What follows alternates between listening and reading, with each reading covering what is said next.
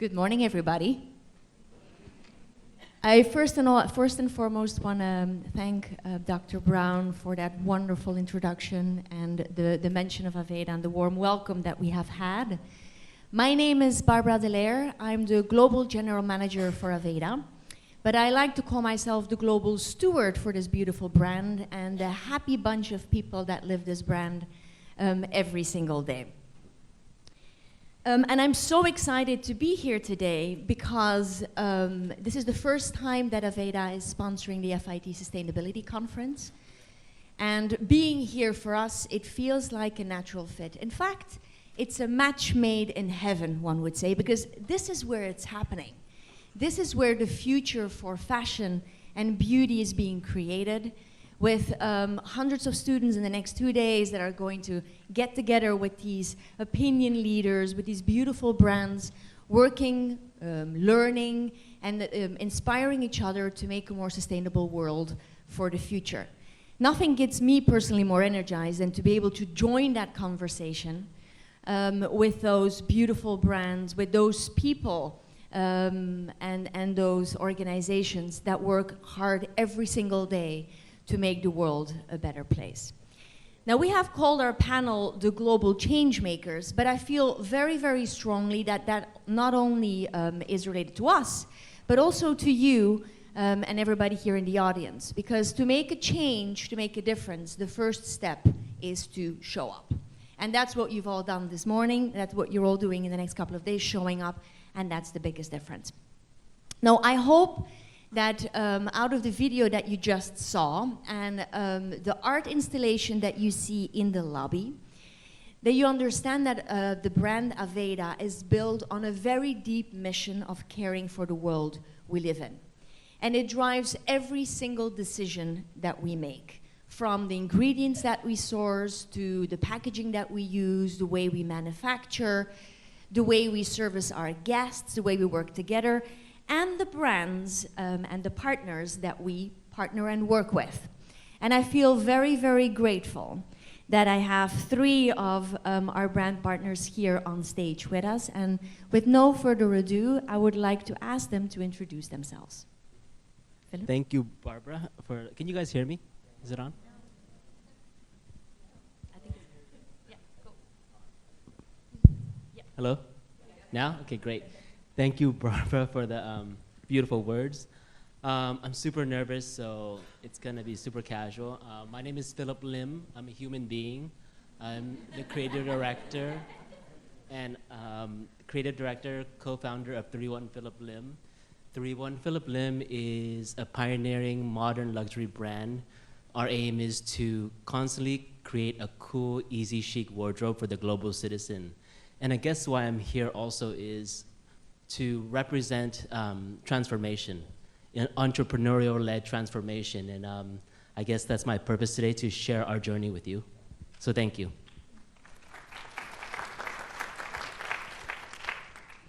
Hi, I'm Hannah Bronfman. I'm the Director of Sustainability and Impact for SH Hotels and Resorts, and we have a brand called One Hotels. It's the first mission-based sustainability hotel brand, and it's just like such a crazy world to exist in, because hotels inherently are kind of a place where you like throw stuff on the ground and waste as much as possible. So how to pivot that experience into something where you can be thoughtful and reconnected with nature is a big part of what I do. I would say at my essence and core, I'm all about communication and education. So rather than technology, I really focus on how to have conversations and get people processing through the systems that are all intertwined and kind of a mess of, you know, deception and lies and scariness, and make it a little more fun so that at the end of the day we can have a really great time. So thank you for having me. Thank you. Hey everybody, great to be here. My name's Lauren Letta. It's really thrilling to be here. I actually moved to New York thinking I would work in fashion, and that happened for a little bit, and then my path took a different turn, and I found myself at Charity Water, where I'm now the COO. Charity Water is 12 years old. I've been with the organization for 9 years, and in our time, we've been able to help now 10 million people, coming up on 10 million people all around the world, get access to clean water. So Charity Water was founded with the idea that we could reinvent charity by making it transparent, making it cool, and that we could also kind of simultaneously change what it meant to be a part of a charity and create a movement of generosity while we focused on our mission, which is to bring clean and safe drinking water to people all around the world. I'm also thrilled to be here as a new partner with Aveda. We are launching a partnership just launched on World Water Day, which I'm sure you're all familiar with, of course, was March 22nd, and now coming up on Earth Day. And we're beginning this kind of really beautiful partnership together where we'll be hoping to change 70,000 lives to start, which is no small number and no small feat. So we're thrilled to be here, to be in partnership with Aveda and on this great mission. Thank you. So we are here today to talk about sustainability and innovation. So I would like to ask each one of you, I'm curious, have you seen or could you mention one surprising innovation in your industry that you wouldn't have thought was possible 10 years, a decade ago? Now I'll start from the beauty industry. From Aveda, our packaging, we're very proud of our packaging team. They've pioneered the use of 100% post-consumer recycled plastic in our packaging for the beauty industry. We've won multiple awards on that. And the other day, the head of packaging came into my office and said, Barbara, we're looking into new opportunities now for packaging and to make packaging from cow waste. I was like, we need to market that differently. But what have you seen in your industry that is surprising? That's amazing shit, Barbara.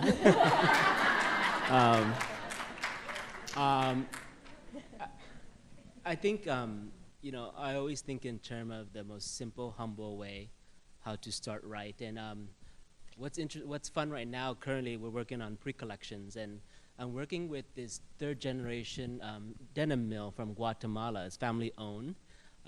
And what they do is they create new denim out of recycled offcuts that they gather from around the world.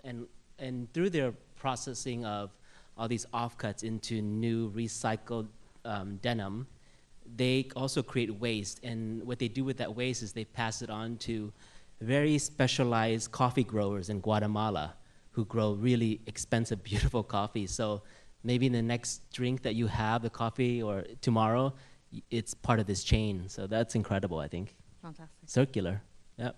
Hannah?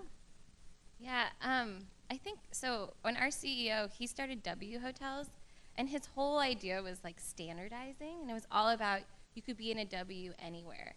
And then he came back and he wanted it all to be proprietary, and he wanted it all to be like a secret.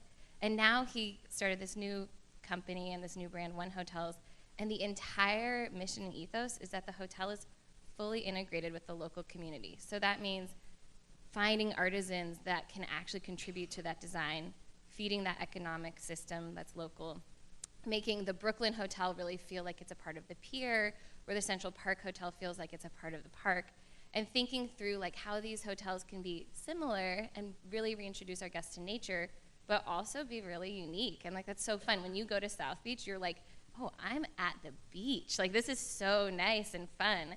And so that's just like a surprising innovation that I don't think the industry thought guests would be that open to, is like the surprise and delight of walking through a hotel that's really germane to its environment. All right. Yeah, I think it's interesting because one of the things you hear as a theme throughout here is this concept of how the brands and the people that are stewarding and leading the brands think about innovation from the beginning, and that's really true to Charity Water as well. So kind of having this concept from the beginning, which is that we want people to believe in charity, we want people to think charity is cool, we want people to trust that if they give their dollars to us, that they will make an impact, and we actually want to show that. That was an innovation that kind of started the organization. Underlying what our mission is of bringing people clean water is this vision to reinvent charity, and in that requires that we look at things differently, whether you're looking at, in Barbara's case, cow waste, or any other way of challenging the status quo. And so for Charity Water, I think one of the first places that innovation came in was in storytelling, both in how we told stories and the types of stories that we told. We believed that we could take something that was quite tragic and terrible and turn it into hopeful and inspiring content for people to get them excited to be a part of solving the water crisis, instead of kind of terrified about what does that mean. When we started now 12 years ago, there was more than 1 billion people on the planet that lacked access to clean water. That means they have no access to water, not like a little bit and it's far away. It means they're walking and collecting dirty water. But how could we tell that story? So throughout our time, we've both kind of aimed to bring people as close as possible to their impact and to the impact they can have through innovating in storytelling, through virtual reality, through created content. We have a monthly giving program right now called The Spring, where we have a team that goes to the field. They go to different countries where we're working. They capture stories just for our Spring members, members of this monthly giving program, to show them what it means when somebody gets clean water and how that changes. And I think what we've been maybe surprised or delighted by, or perhaps what other charities have been surprised and kind of have maybe thought about, is what does it look like to lead with hope instead of to lead with despair? And that's something that, again, back to the kind of trend you see here, it starts with the visionary, the founder, the people at the organization or company who are willing to say, we could do this differently. It's amazing. I mean, I think storytelling is so strong, and like you said, leading with hope, I love that. There's a lot of scary stuff out there, and so, but people actually like to take those stories, and Paul Hawken, he's a climate scientist, and he like categorized our impacts, and he actually said sharing information is the #1 thing you can do to combat climate change. And so all the time I'm kind of like exploring, like to say like, oh, well, that chemical can kill you, but here's an alternative. And then also, don't forget to share inwardly also, because we always share outwardly. And, you know, just us being in a transformative state, the storytelling happens from within. And how do we make each other part of the story? Because then we'll tell a beautiful story together. I'm going to switch topics a little bit. Hannah, specifically for you. Your hotels are driven, like for Aveda, by this mission of sustainability. And we all know that that comes with certain hurdles. Sometimes costs are higher, sometimes you work with suppliers that values change or not necessarily aligned.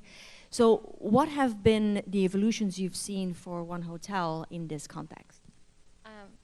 It's a wonderful question. And one of the things that we actually did with our brand pillars is we created one that says everyone is evolving. And that's a nod to the fact that things can't stay static and things are going to change. So in a small example, we started in 2015 with this one mattress, and we were like, this is the most sustainable mattress on the market. Now that mattress comes to market, and luckily everyone's copying it. And so now we're like, well, what is the next best mattress?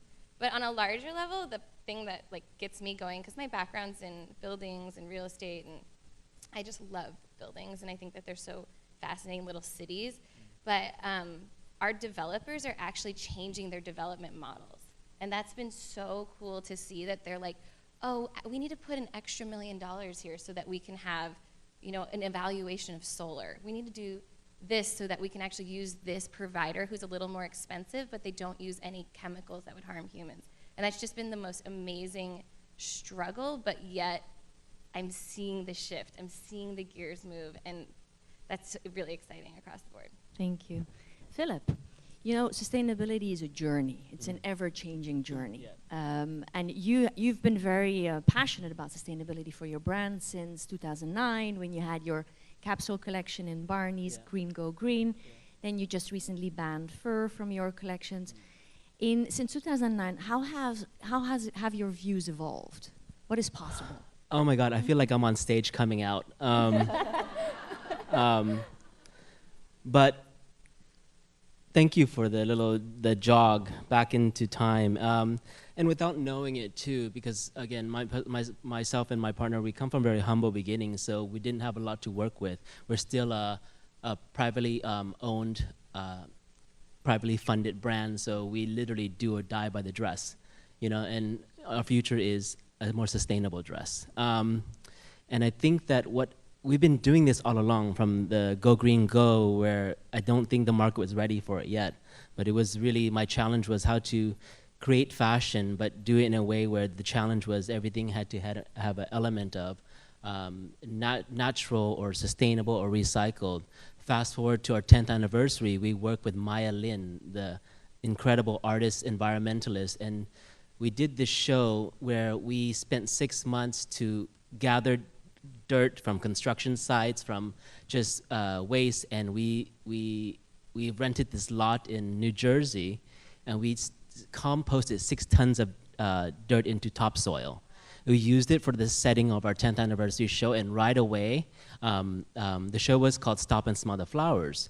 And people are like, but where are the flowers? I'm like, that's not the point. It's where the soil is. That's where flowers grow from. And right after, we worked with local parks and we donated it to their new spring season for flowers to grow from. That was part of it. And recently, the banning of fur and exotic skins. And more importantly, too, I have amazing colleagues in the audience, and it's really us understanding and having conversations of what it means for us to be sustainable. I never thought that we could be 100% because it's too late for that, but how do we start where we are? How do we question everything we do? How do we offset our footprint and find a sustainable balance moving forward? Beautiful. Thank you. Lauren, a very quick question on charity water. It's not a quick question, it's a very profound question.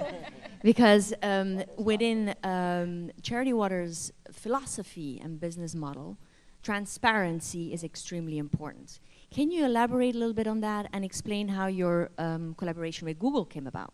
Yeah, of course, indeed.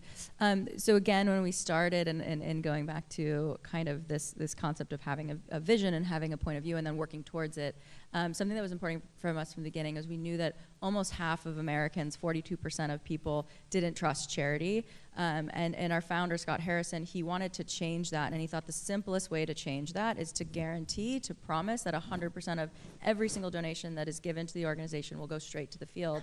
And how better to prove that than to show you, and the simplest way to show you was we were going to track every single dollar down to the water project, the individual water project. We would put a GPS unit on it because we could buy one at, like, you know, Walmart at the time or whatever. You know, you can buy one, stick it on a well anywhere in the world, and put it on Google Maps. So in the very beginning, the first thing we did was we put our first project we ever put in the ground on Google Maps, and then sent everybody. It kind of came out of a party of a bunch of people that had participated to donate towards this water project, and we showed those people who showed up at a party where their $20 went. We showed them the well that it was made possible, and the people that were drinking clean water. And so from that point on, we've continued to plot every single project on Google Maps, which was our first kind of unofficial partnership with Google, where we were using their very public and available resource of Google Earth to show where our water projects are now, more than 33,000 all over the world, and you can see them on our website on Google Maps. And then over time, part of sustainability for us was that we were going to, first and foremost, we knew that we know how to tell great stories. We knew how to build a business and get the right team and people around and to inspire folks. But we also knew that we didn't know how to drill wells. and maybe we had been to Uganda, but that certainly didn't make us the pros and the professionals. And so from the beginning, the vision was that we would work through local expert partners. And so over time, we're now working in more than 26 countries, and in each of those countries, we have different programs with different partners who know what is happening in the community. They know where the water is. Is it a well? Are we bringing the water up from underground, or is it a rainwater harvesting system because the water is coming down from a mountain or from the sky? And so being able to work with local experts to put these water projects in was really important, and then to make sure that they were adopted by the community. So every single project that gets put in place, it's not just that we drill a well and we walk away. The community collects tariffs so that if something breaks on the well, they can maintain it over time. They volunteer their time to help dig the well or to put the construction in place that's needed to bring their water project. So there's a whole level of sustainability, because what we learned early on is that lots of people can drill holes in the ground and walk away. That doesn't give people clean water for very long. And so as Charity Water has continued to evolve, kind of in 2010, we started to ask ourselves, nobody's talking about broken wells, because that's not something that people want to talk about. We want to talk about the success, not the failure. But we knew at the time that some 60% of wells all around the world were put in place and not had sustainable efforts in place to make sure that water kept flowing. And so we went to Google and said, we want to figure out what's going on here, and we believe technology can be a part of the problem, solving this problem. Nobody's monitoring. There is no system, there's no technology that is used in these remote villages all over the world to know that once this well is here, that it still works. The systems previously have been like maybe it gets visited once or twice by a mechanic on a bike, right? So there's no, you could have water and then not for a year. So Google in 2012 said that sounds like a big problem, we'd like to be involved, and they gave us a grant to go develop our own technology. Now we have developed 2, and we're on to our 3rd sensor, which will cover 90% of the types of technology that are out there. So that what we can do is now in real time see water flowing. And so we have sensors on 3,000 water projects in Ethiopia and another 1,500 going out in Nepal, which will allow us to see, is the water flowing, which proves to not actually be the hardest part. The hardest part is what if it's not? And then how do you solve that problem in many different countries and very remote areas? So, for us, this concept of sustainability and this concept of transparency and being willing to show maybe news that isn't good, but we care. We can't look back once we know. Has been really kind of a founding principle and a guiding factor for us. That's incredible. Yeah. Thanks. We were talking a few days ago about this topic, and we were very passionate about environmental sustainability, but we also came to the conclusion that there's another kind of sustainability that we're passionate about, which is human sustainability, and the importance of wellness and health, and how we as brands and companies can impact that for people and humans. Now, from the Aveda perspective, we are very committed to bring beautiful, refined products with high-performing qualities to the market that are safe and non-toxic for people, with a very low impact on the environment. But I know, Hannah, you have a very specific view on this too. Can you maybe elaborate a little bit?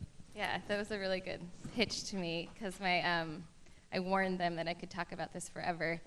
I have like this incredible passion for this concept of biophilic design, which literally means the love of nature.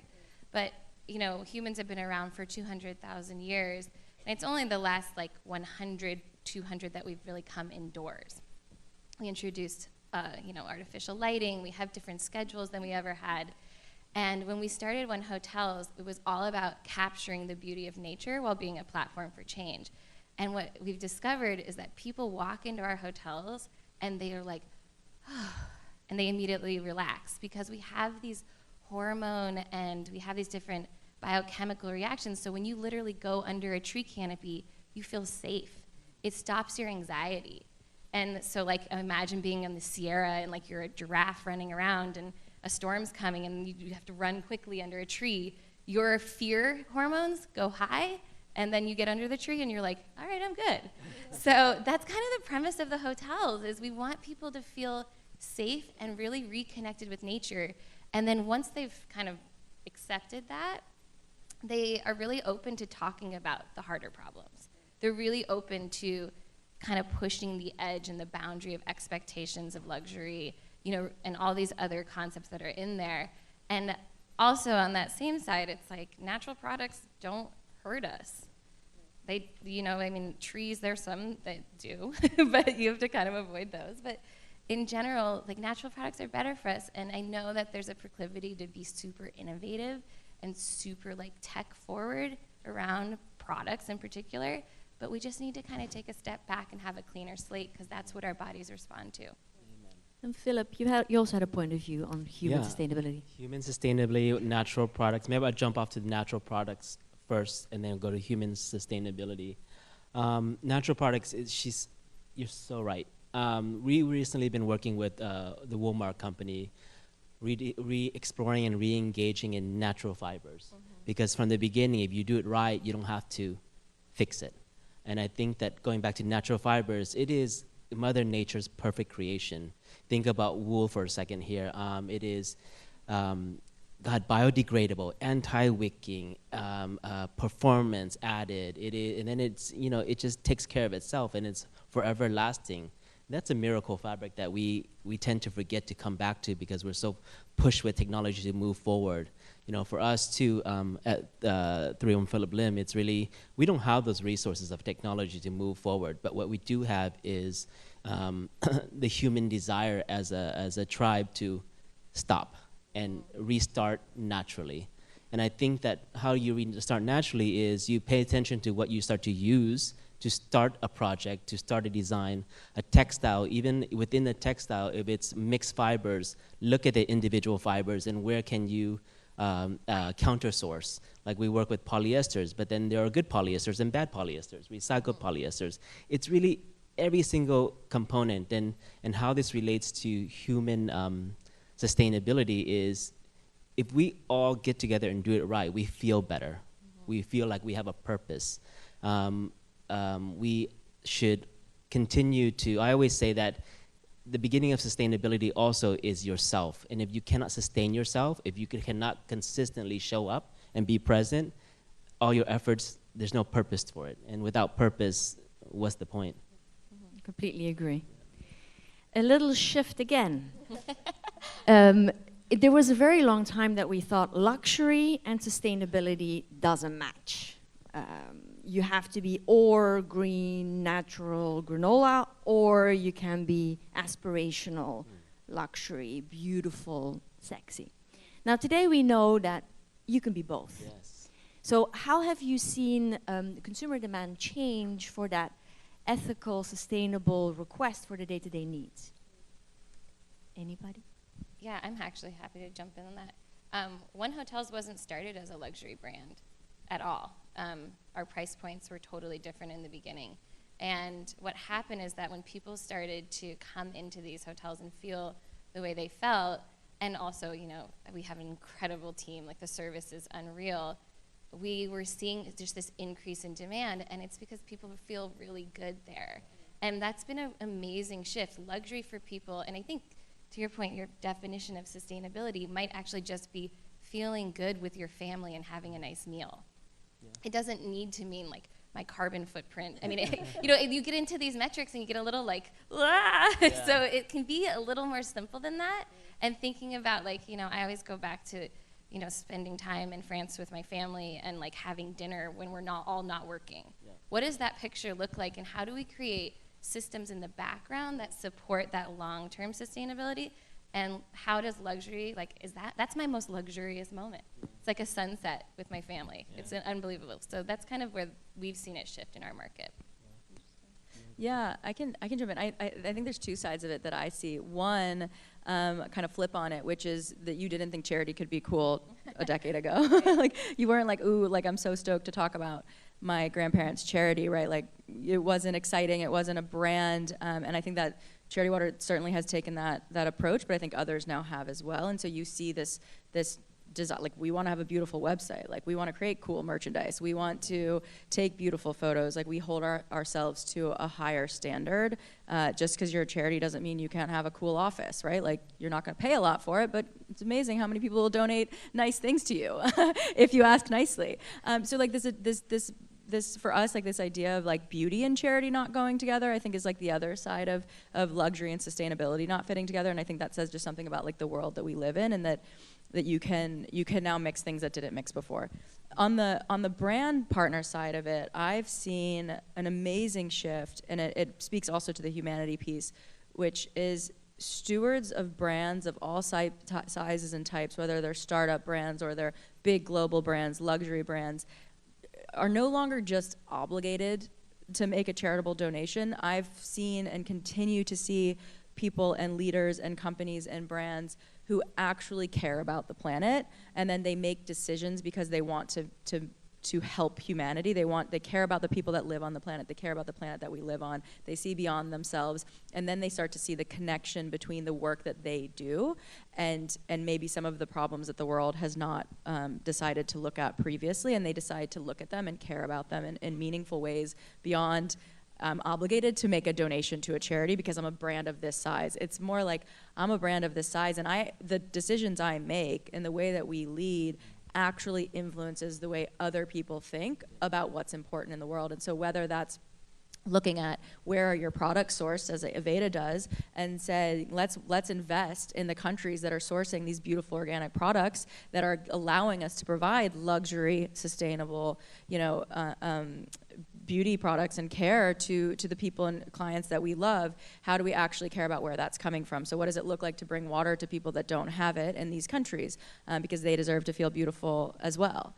So I think this connection and this mixing of brands and luxury is, to me, I'm seeing it more and more than ever before. Definitely. Luxury is a choice. We all have a choice, and that's the ultimate luxury. And it is our choice to sit up here in front of you to share our journeys.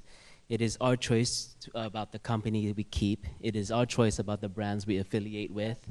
There's no other luxury except choice. If you get chances to speak with people who that choice is taken away, can you imagine a world like that? So I think that luxury and freedom and choice and sustainability, it is all hand in hand, because I think everyone in this room, our choice is to choose sustainability. Our choice is to move forward in a more conscious way. And our choice is to be here together to unite and empower each other. Can I piggyback on that? Yeah. There's something really interesting happened in my career, which is, everyone's familiar with the LEED rating system for buildings, but when it came out in 2004, 2005, there was no such thing as low VOC, low stinky paints. And the LEED rating system really ushered that change into the market. So really only luxury buildings had access to it. And now low VOC paint is actually a requirement in most public housing developments in the country. And so I think similar to that choice, like when you don't have that choice, my hope is that the luxury market also is starting to trickle that choice down. Yeah. And so now when you go to Walmart, which we've all brought up, which is really funny, when you go to Walmart, there's low VOC paints next to high VOC paints, and the price point's the same. And I find that incredibly moving and kind of a motivator when I get a little stuck where I'm like, oh, but I'm selling this for so much money to this one market of people. I'm like, hopefully someday this will make its way down. Yeah, and I think that we have that conflict too. Everyone's always, oh, well, we can't afford what you do, blah, blah, blah. It's what we do is not for everybody. Yeah. It's for people who choose it. And I think that what's frustrating from our point of view is we actually choose not to have the power of insane volume, because that's when prices go down, right? We all know this. And what we choose to do is to honor what we work with and to make sure that we use creativity, design, intention to make it last. And sometimes, and most of the times actually, all the times, when things last and things are made of quality and have value, they cost more. Because why? Because not only in the materials, but also in living wage. And that has to be sustainable, because you want to share a way of living with people. So I think, I beg anyone in the audience too, next time you make a choice, choose truly sustainable for all and bring everyone along. And I think the beautiful thing that you all say is that as you take your responsibility as a luxury brand to set the example and to lead the way and say this is possible. Yeah. And it is attainable for people when they make the right choices. Yeah. So to pivot in the choice of the future, if you project yourself, your business, your sustainability mission forward in the next 10 years, where do you think you will be? This is the fun question always. I have a simple question. So I came out today, and our goal is sustainable balance. In 10 years, I hope we achieve that. Just very simple. I think in 10 years, my goal is learning more about translation. So how the translation of this brand works in different countries, in different communities, in different ecosystems, and in different areas with different human history. We're building in Melbourne right now, and that is a country that has been hit the hardest by, or Australia is a country that's been hit the hardest by the drought. And it's also a very interesting community where everyone's very isolated as a culture. So how do we go in there and create a space that here is celebrated as a community and really be a platform for change and be open to also how they do things? And that gets even more complicated when we open in places like China and kind of really that big leap into what does it mean to be sustainable there when some of the words that we use aren't even allowed in that country, like revolution. So that's kind of the tenure for me. That's really cool. I think the two words used here were really powerful: translation and balance. Like what you're seeing with Phillip and Hannah is this understanding that we haven't figured it all out, but that we're willing to keep working on it together. And I love the concept of balance. We were just talking about this a bit before, but it's like, we're never going to fix all of it. Like, I like that you came out and said, like, no, we cannot be 100% sustainable brand. Like, that's a nice idea, but it's a little bit too far gone for that. But like, what can we do? So I think that a lot of times this is intimidating to do this work because the problems are so big. And I think the thing that Charity Water has been, how do we take a water crisis that is affecting now 663 million people, which, as I mentioned, that's down from over 1 billion. So we are seeing progress, and we're in a way lucky because it's measurable. Like, the work that we're doing is clear and is measurable, but it's not going to be easy. And so as we think to the future, there's actually a new global development goal that's come out that says by 2030, every single person on the planet will be drinking clean water. That's a really, it's amazing, and it's a beautiful thought. Like, if we keep investing in the way we're investing, that's not going to happen. Like, it requires more than a hope and a dream and a statement. It requires also the entire world committing to doing that. And the great thing is that this global development goal is there, which means it's getting the global attention it needs. And it's not just about clean water, it's about sustainable clean water.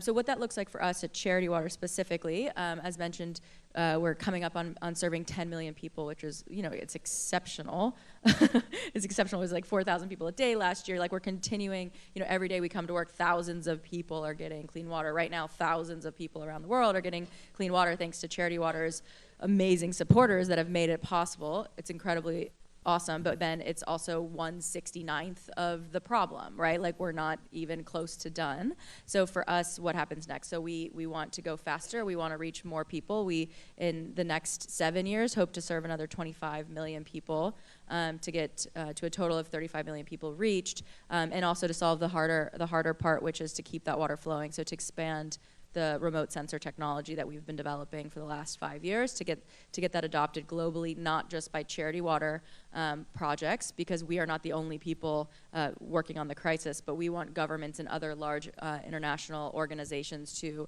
adopt this technology. We're actually in the process of giving them away for free.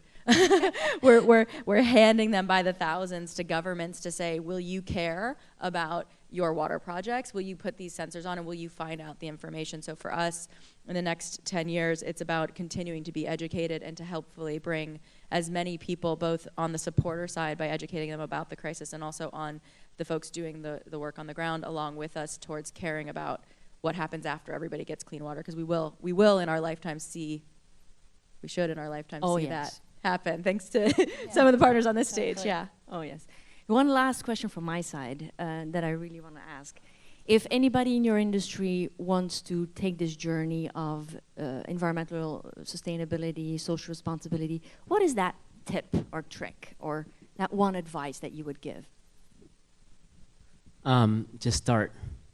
Just truly start where you are. Again, it goes back to what we've been saying too.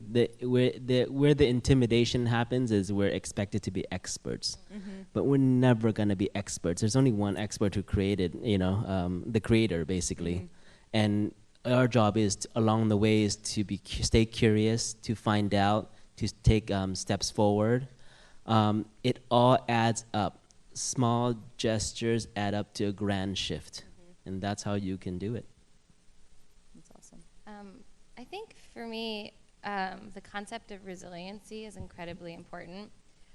We've historically, like on a shoreline, built levees and really strong, hard walls, but we've learned that water will either break that wall down or breach it.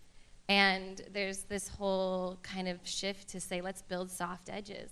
Let's be kind of nimble and flex with the forces that come with it. And that's really resonated with me as like being resilient. So when something shocking happens, you don't give up. You shift with it and you follow the tides and you kind of move along with it. And it's an ongoing challenge, because it's really easy to want to throw in the towel, but you have to get the people around you to help remind you that we don't want to be strong and hard. We want to be soft and flexible. Yeah, I really agree with, again, everything that's being said here. I think two things that I've seen be really helpful beyond just getting started and beyond kind of staying flexible and being open to that. I think one is this, you've heard it a lot today, this idea of it's okay to challenge the status quo. It's okay to say charity can be cool. It's okay to say luxury can be sustainable. It's okay to say we're not an expert, but we care. It's okay to like look at something that's kind of hard to look at. It's okay to think about cow crap for products, like that's cool too. Like everything is open and fair game, and now more than ever in the world that we live in, you get to ask questions and question things, and look at things through a new lens. And I think that gets harder and harder the more you grow in your career if you don't have it be a founding principle for you that you're checking yourself every day. The other thing I've seen with brands as they evolve over time is like this idea of picking a focus. It doesn't mean that you don't stay flexible. It doesn't mean that you know exactly what you're going to solve, but you kind of know this is what's important to us, and that gives it the authenticity that it needs to be something that you can grow with your organization and help you to guide you to make decisions about what you do. For example, in our case, we work in developing countries. That's just like a clear state for us. We work on the poorest of the poor, people who do not have access to clean water. That does not mean we don't care about droughts in the United States. It just means that's not our thing. So it makes it really easy to say, here are other organizations doing work in Flint. We don't, because we're focused over here. And having that slight or clear focus, I think, allows you to continue on your path, remain flexible, but also not necessarily have to solve it all. And I think it's a really important thing for brands to pick, okay, this is the type of impact we're going to have on the world. Thank you all. I would like to open it up to the audience if there are any questions at this moment. We have, I think, 2 minutes, my timekeeper says.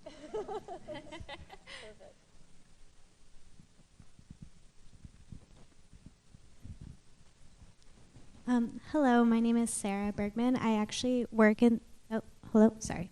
I work in the fashion industry, and this question is for any of you, but I was kind of curious. I've been working in companies, not necessarily luxury, but not mass market. So how would you go about promoting the lifespan and quality of your goods when you also need to sell the next season? Oh my gosh, that's an amazing question. It's balance. It's really, really balance. And you know, I play this game with myself, and you know, it was for me, it just literally no compromise. But I'm part of a team, so compromise is, you know, the solution for everything. I play this game where it's like, okay, if this is the situation, is it my priority, or can I, you know, give? Can I share? And what is it? So if I share, then it's like one for you. In the next situation, it goes, okay, this new situation, is it important to me? Or is it less important to me? If it's important to me, then I take.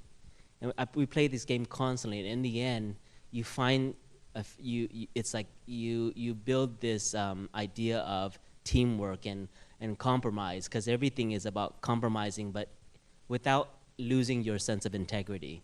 And I think that you have to be forgiving to yourself and to the situation and accept the reality of it. You know, again, it's like if you just built a wall and say everything is my way, nothing's gonna happen, because there'll be nobody on the other side wanting to play the game. You know, so it's a constant, always ongoing dialogue game, you know, from the day one to this day. I experienced this question. I can maybe answer from a beauty standpoint, and one of the ways that you can see that we do it is in the art installation in the lobby. What you see there is packaging that is on its third life cycle. So the first life cycle was soda bottles and milk jugs, plastic, like virgin plastic, that we then reused and recycled in our packaging for the Aveda bottles, that we now have reused for the third time, creating a beautiful art installation that tells the story of the brand and also tells the story of what you can do.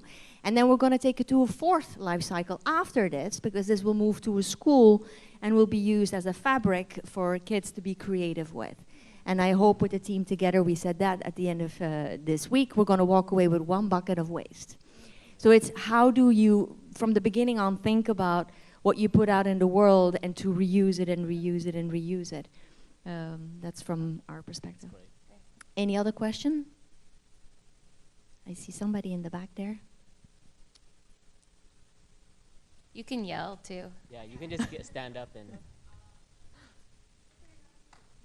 Thank you so much.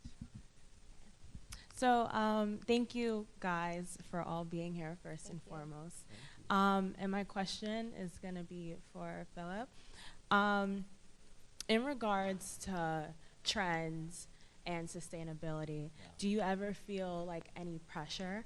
Because I think that sometimes, like as far as like sustainability and like trends, it can kind of be like the opposite mindset. So like, how do you feel as a designer with trends and also Oh my God, being my name is sustainable? Phillip Lim, and I feel pressure every day on trends. We were having a conversation. I was leaning on these ladies. I'm like, I'm very nervous, so jump in when you hear me like falling or tripping over. And then Lauren was saying like, you should just talk about what you know. And going back to trends, I'm not about it. You know what I mean? So I don't know that. I'm not interested in it. It'd be a lot of work that take up a lot of my time that I could be doing other things with. And when I was talking about luxury as a choice, I am incredibly fortunate that this is my company and it's my choice to do us. And not everyone has to follow a trend. You can buck the trend. You know what I mean? And that bucking of the trend becomes a new trend. So it's never about just following everything. It's about what you want to do and setting yourself for a realistic success and making it sustainable. So yes, I do feel it every single season, every single day, but I also feel that I have a choice in it. I feel like maybe this is a huge mental shift for the whole world, but with sustainability, you want people to copy you, because otherwise, we're not going to move the needle forward. And so almost like the concept of trends, and trust me, my revenue team would kill me for saying that right now, but everyone's watching. But it is like kind of crazy to be like, I know we want to be the first to market, but I mean, kind of you don't. You want everyone to be at first to market with that. So it's this weird new layer of acceptance, and I don't want to call anyone out, but Edition Times Square just opened, and they have the most beautiful interior green space I've ever seen. And I was like, hell yeah, Ian Schrager, way to take our green wall and put it in there. I'm stoked. So I think there's something like just kind of shifting the culture a little bit about accepting that, yeah, it's anxiety, yeah, it's money, but it's good. Yeah. All right. I would like to say thank you to my fantastic panelists and Thank all of you. Thank you. And thank you to our very attentive audience and the beautiful questions we've got. I would like to close with a thought from our founder, Horst Rechelbacher, who was Austrian. And he always said, don't be a me too, be a how to. And it starts with you, and every single thing you do, as small as or big as it is, what clothes you wear, what you put on your face, it makes a difference. Not just for you, but it has impact way beyond that. So thank you all, and have a great rest of your day. Thank you.